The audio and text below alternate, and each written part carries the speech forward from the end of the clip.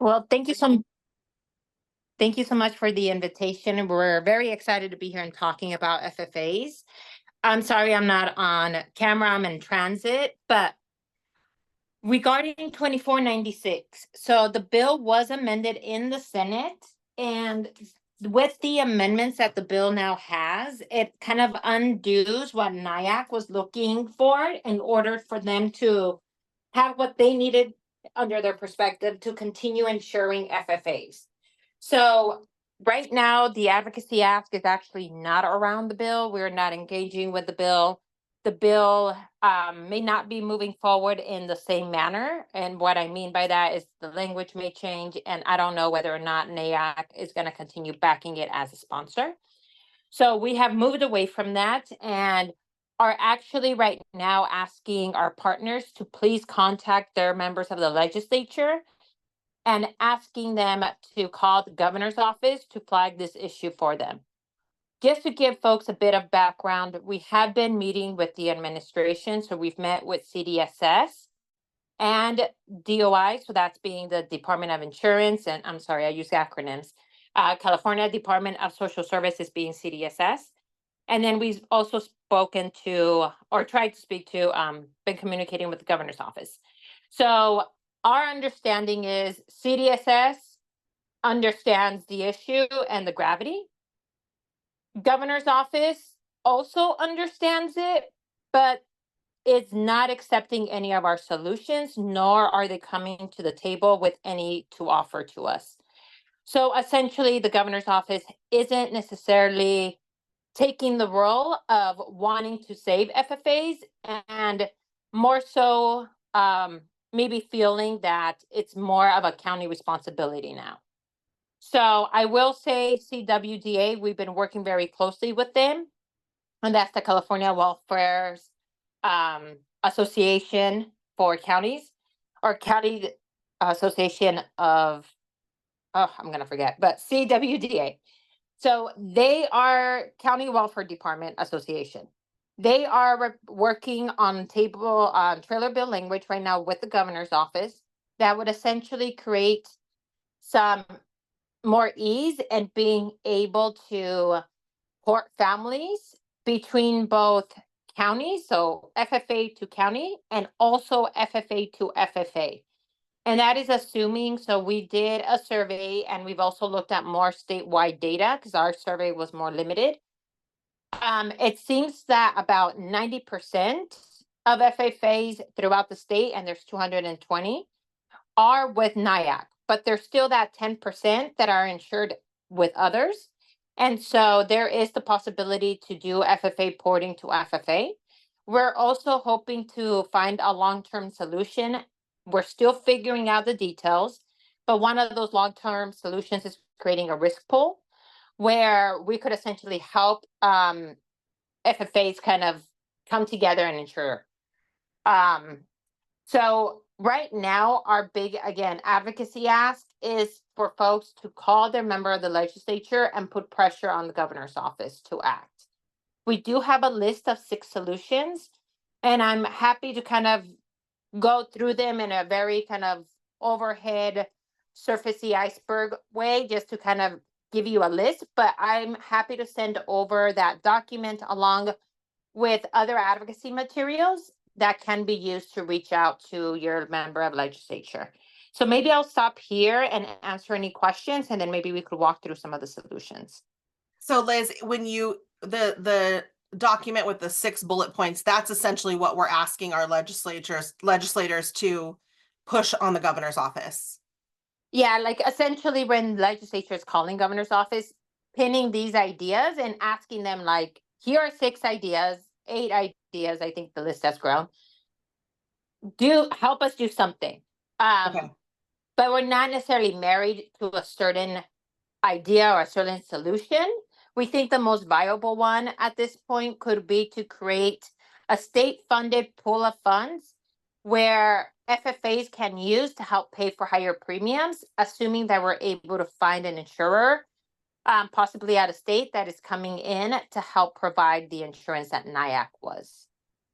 Okay, and it sounds like just as foster parents, our biggest push also is helping people understand the value of FFAs, right? Because I think most of us Yes. here either are licensed through FFAs or work for an FFA. And so our personal interest and our personal, what we can contribute is really helping people understand the value of them.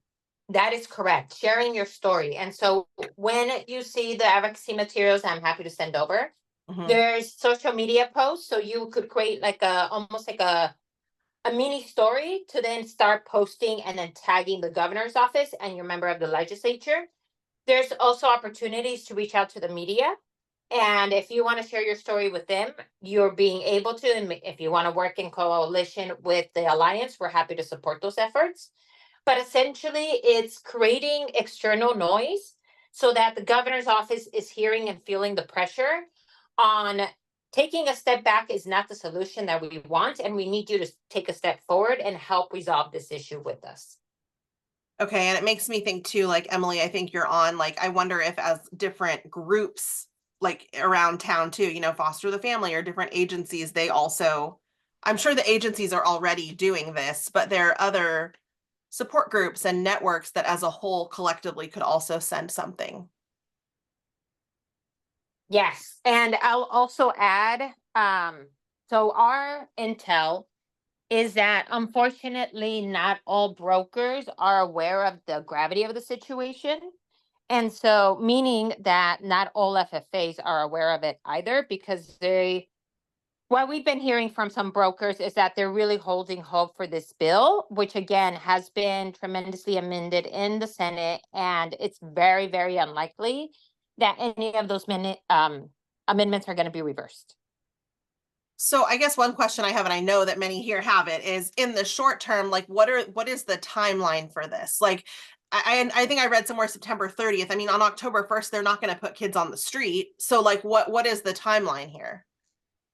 So essentially, there was a letter sent out this week by NIAX confirming that for most, they're not renewing. There are going to be providing some extensions to just help folks out. So let's say year renewal. So we did a survey.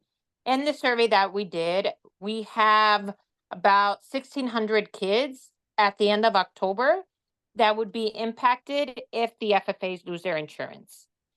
So that's at the end of October. We do have one that ended at August 1st, but that one was able to get an extension. And I think there's a few, like maybe 3 to 5, that are also impacted with renewals in September. But what they're doing is they're giving about some type of an extension. In August, I believe they gave a 60 or a 90. But we're anticipating that around October, that's when we're really going to start feeling it. And again, that's when we'll see more displaced, potentially displaced youth, depending on how the porting situation goes with the counties. And I did mention that there was a trailer bill language. We are hoping that again, we'll be able to help in the short term find a location for these foster kids, and hopefully the families will stay and not decide to leave because of all the back and forth. And we understand that it's a lot of hurdles to kind of jump through and hoops, because you may have to submit refingerprinting and all that jazz. We are hoping that the trailer bill language allows CDSS to remove many of those requirements, but we're not sure where CDSS is going to take it once and if that trailer bill language passes. So that's kind of where we are now. We are really focused on trying to make sure that the 1,600 coming up in October are not completely displaced and that they're properly cared for as we figure out more of a long-term solution. Is that I know there's some questions in the chat. I'll get to them in a second, but those 1,600, are they all coming from like one or two particular agencies? Is that's what you No, then I would have to pull up our survey data. And let me see. like when I'm you're in the saying it Yeah. expires at the end of October, what is expiring? The coverage of an agency? Yes. So this whole issue with FFA's closing, and apologies, I should have foundationally mentioned this. The whole issue here is that FFAs cannot operate without insurance, without liability insurance. And so no board in their right mind would approve an organization from continuing to exist without this liability insurance, because if they were to be sued, then their assets would all be gone. So they would have to close either way. Mhm. So because of that, when I say that the risk, there's a risk of youth being displaced, it's because the FFA is losing their insurance because they're up for a renewal. And NAAC is saying, we're not going to renew your insurance. Got it. Therefore, there is no more insurance. Okay. So at this point, the entire agency would lose so it is like a certain number of agencies then that we're talking about. Yes. Okay. Okay. So one of the questions is, can we get an example script of what people would call and say when they call their legislator? Is Yes. that something that's in the packet you'll send? Correct. Okay. And then, is there a document or website that outlines the impact of the bill? So yeah, I think we have the 1,600 figure, but other things. Yeah. So again, we're not focused on the bill whatsoever. And Okay. if you see our talking points when we send them over, in those talking points, you'll see that we say 2496 isn't fixing the problem, and we need more action and more solutions to be thought of. Got it. Okay. But in the materials you're sending, there will be an impact statement of some sort that we can use, correct? There is. So yes, we're within the talking points, it describes like what it means to both the counties, the kids, and then also the families. Perfect. Yeah, that's okay. That's wonderful. Okay. Someone is asking, does it affect every branch of the agency, including post-adoption services and other things, or only the foster care licensing branch? So it depends. Because some organizations have multiple arms. So let's say an organization can be an FFA. They can also have an adoption license, but they could also be an STRTP. Mhm. So they it could be that they lose their license, they have to let go of their FFA work, but through STRTP they could continue offering services. Mhm. So those organizations may be a little bit better off. However, there's others who have just maybe an FFA license and an adoption license. But you can't do necessarily, my understanding is that you can't do the adoption without the FFA side Yeah, of the that makes house. sense. Yeah. Okay. So because of that, for those particular organizations, we're not, it's very gray. We're not sure what could happen with them. We are hoping to again speak to CDSS, and we continue to be in conversations with them to ask them some questions on what flexibilities can be given to these FFAs losing liability insurance, to be able to continue offering services. And maybe there's an insurance provider that we could find that may not do the liability piece of it, but could help still insure the organization enough so they could continue offering the services. Mhm. Okay. How would we find out what foster family agencies are the ones that are expiring at the end of October? I'm sure they're really panicking right now, which is why they haven't reached out to families likely, but is that something that's public? No. So Got it. I can give you, so we know that 19 FFAs, according to our survey, and just to give you a little bit of background on our survey, we worked with CWDA to blast it out. So as many, we could reach as many FFAs as possible. We had 96 unique responses. And from those 96, 19 are going to be up for renewal by end of October. Yikes. Okay. Yeah, and that would again impact over 1,600 kids. So to be exact, 1624. And that's across the state, right? That is across the state. But again, this is only, so there's 220 FFAs throughout the state. We only were able to gather data from 96 of them. So Sure. almost half. Yeah, so it could be double that. Exactly. Yeah. Okay. Krista is asking, how do we inform them of the trauma that moving kids from their foster placements will do? This is not short term when it includes moving a child even temporarily. Yeah, I mean, I think Krista, yeah, Liz, go ahead. No, I think that's exactly why we need your voices. Mhm. Because you all could describe things in a way that me as an advocate who's not on the ground, who hasn't had the experience of going through an FFA and going through an adoption process, you all have, and you all have that underground, you have the on the ground stories to be able to share out. So we do have all, like, again, our talking points are describing the issue and the concern, but I think you could really bring that issue to life by adding in your personal stories. Mhm. would it be helpful to you, Liz? Like we'll all draft our stories and we'll all, get those out to our legislators and whomever else on social media. Would it also help for us to send them to you all so you have Yes. some additional examples? Okay. We That will do would be amazing. And that. Okay. because if we get like a bunch of examples, what we could maybe do is create a fact sheet with quotes. Mhm. And then you could let us know, like, yes, I feel comfortable adding myself in there, or no, maybe add my quote, but don't add my name. Like, we could totally figure that out with you guys, but it could come to a space where we're working on a long-term solution, and those stories would be very impactful and very helpful in our advocacy. Okay. I see someone on here who's not a foster parent, but I know what she does and I know why she's here. She's providing some guidance to foster children next month here in Yolo County, I believe. So if for people here who are providing services to foster youth, not necessarily foster parents, what, if any, involvement could those people have? I I don't know think if that it's makes sense. No, it totally does. And I think their involvement, one, it's up to the degree that they feel comfortable in being involved. Disclosing that, I would say you have a unique story to tell as well. Mhm. Because you may be working within the system and you could see things that other folks who are advocating for the system are not purviewed to. Mhm. So you could explain, like, when I'm just going to throw like a random example. This is not true, but let's say an FFA had to close for whatever X reason. Maybe now they're trying to merge with another FFA.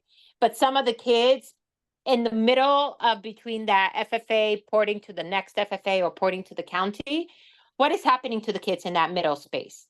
Who's owning the kids? Are the kids in an office? Are they in a shelter? So all those details of what's happening throughout the process is very important. And if you're a service provider, then being able to speak on, here are the services we're providing to these foster kids that we we feel that the county may not be able to match. And the Mhm. county themselves, when we've spoken to them, they've been telling us, like, we could take the kids on, we could figure out a placement, we could, do those logistics, but to match the type of services offered to both the family and the foster children, Mhm. that is unlikely to happen because they Mhm. just don't have the capacity for it. Mhm. Yeah. Okay. Does anyone else have any other questions? I mean, we definitely have a lot of takeaways and homework to do. If you are not already someone who I communicate with on a regular basis and you think I don't have your email address, if you could drop that in the chat, I will make sure that I get these resources to you. Some of you I'm connected with on social media, so I can make sure you get them. But drop your email if you would like the resources that we're discussing. And any other questions, feel free to put them in the chat. And Liz, I'm gonna, oh, well, sorry, go I ahead. was just gonna say I can't thank you enough. I think I knew this was bad coming into this call, but I think hearing you say it and hearing the numbers makes me physically ill. And I see Jade, you're not. I mean, it's just it's unbelievable that this is happening. And so we're really happy to help, and we will definitely come together and help the best we can. But yeah, Liz, sorry to cut you off. Go ahead and finish what you were No, saying. no, I just wanted to make sure that folks knew I'm putting my email in the chat. So if you have any questions, want to share anything with us, want to work on an op-ed with us, anything of the sorts, just please do email me and let me know. The legislature ends at the end of this month, and we're essentially a week away now. Mhm. So this is action that we need immediately, and we're hoping folks can take action. Um, you know, I'll try to send the materials as quickly as possible. Maybe hopefully by midday today, we're working to finalize a fact sheet that I'm hoping to include for you all. And then if folks can start reaching out maybe on Monday, because you could try today as well, but the legislature may be out. So maybe try on Monday and then just hit it really hard since, going on Monday. And we will share, we're continuously on our social media posting as well. And so if folks see it, if you could just repost, reshare, and always tag your member of the legislature and the governor's office. Okay, yeah, I know my personal commitment to this will be to spend the weekend kind of crafting my story, my letter, and then really hit the ground running with getting it out on Monday. So I encourage others to take the weekend to kind of process this and write what you want to, and then we can start on Monday hitting the ground running. So all right, Liz, thank you. I appreciate it. I will connect everybody via email later today, and we'll do what we can, team. And thank you so much for reaching out. And is there, and I'm sorry if I missed this too in your email and a voicemail. Is there a name for your group somewhere where I could help either refer to you all or maybe, Yeah, so this is the combination of multiple groups. There are people here from different agencies. There's people here that were in support groups. There are people here who I just posted and they DM me on social media and were like, I want to help. So no, there's not. There's multiple groups here and multiple agencies represented, and I can send that information to you, Liz, kind of sharing who's here. yeah, that would be great. Just again, it's going to be an intense advocacy week, and